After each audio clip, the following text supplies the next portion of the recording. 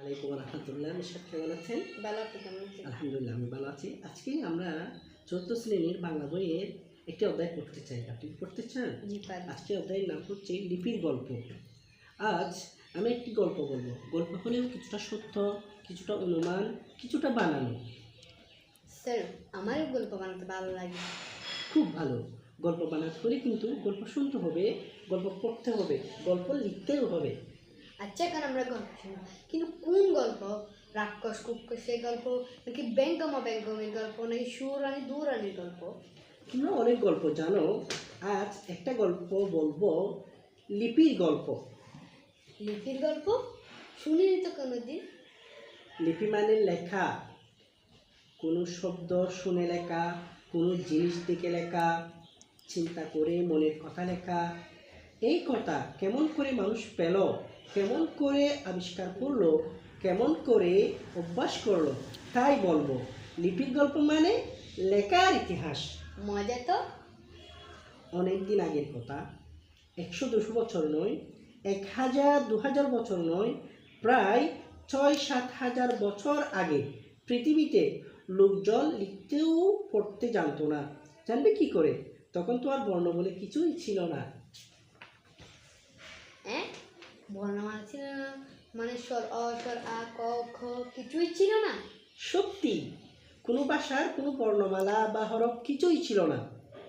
তখন লিখতে জানা লোক ছিল না, স্বাক্ষর লোকও ছিল না। তাহলে তারা চিঠি লিখতো কি করে? তখন চিঠিপত্র ছিল না, বইপত্র ছিল না, কলম কালি ছিল না। সেকালে দাদা দাদি, বাবা মা বাচ্চাদের গল্প বানিয়ে বানিয়ে শোনাতেন।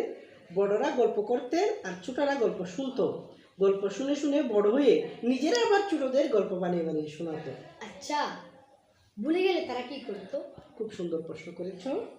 ভুলে গেলে তখন আর গল্প বলতে পারতো না, আবার নতুন করে নতুন গল্প বানাতে হতো। সেজন্যই ভুলে যাওয়া বিপদ থেকে বাঁচার জন্য লিপি তৈরির চিন্তা মাথায় এলো। শূন্যে মিলিয়ে যাওয়া কথাকে রেখার বন্ধনে বন্দি করার ফন্দি হলো লিপি। এখন যেমন কথাবার্তা, গান বাজনা আবৃত্তি, বিক্ষতা প্রভৃতি ইলেকট্রনিক ডিভাইস ধরে রাখা হয়, সেরকম। ঠিক বলেছ, অনেকটা তাই। এখন যন্ত্রের মধ্যে কথাকে বন্দি করে রাখা হয়, তখন হাতে আঁকা রেখার কথাকে বন্দি করে রাখা হতো। কথাকে রেখার বন্ধনে বন্দি করে রাখার জন্যই তৈরি হয়েছিল লিপি। লিপিকে কেউ বলেন লিখন পদ্ধতি, কেউ বলেন বর্ণ, কেউ বলেন হরফ, কেউ বলেন অক্ষর। মানুষ যেদিন লিপি দিয়ে কথাকে বন্দি করে রাখতে শিখলো, সেদিন থেকেই সভ্যতার পথে নতুন যাত্রা শুরু করলো। লিপি আবিষ্কার করলেন কে? প্রাগৈতিহাসিক কালে কখন কে কিভাবে লিপি আবিষ্কার করেছিলেন তা কেউ সঠিকভাবে বলতে পারবে না।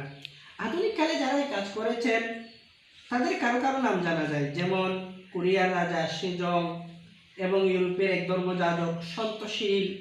বাংলা লিপি কিভাবে? প্রাচীন ব্রাহ্মী লিপি থেকে অশোক লিপি, আর অশোক লিপি থেকে কুটিল লিপি এবং কুটিল লিপি থেকে বঙ্গলিপি। তবে নানাদার ফেরিয়ে বঙ্গলিপি থেকে বাংলা লিপি এসেছে বলে পণ্ডিতদের ধারণা। পৃথিবীতে কত লিপি ছিল? লিপি কালেভদ্রে বিলুপ্ত হয়ে গেছে। অনেক লিপির নমুনা পাওয়া গেছে, যেমন মহেঞ্জোদারোর লিপি, মিশরীয় লিপি। তবে এগুলোর পাঠ উদ্ধারের জন্য ভাষাবিজ্ঞানীগণ ও প্রত্নতাত্ত্বিকেরা গবেষণা করছেন।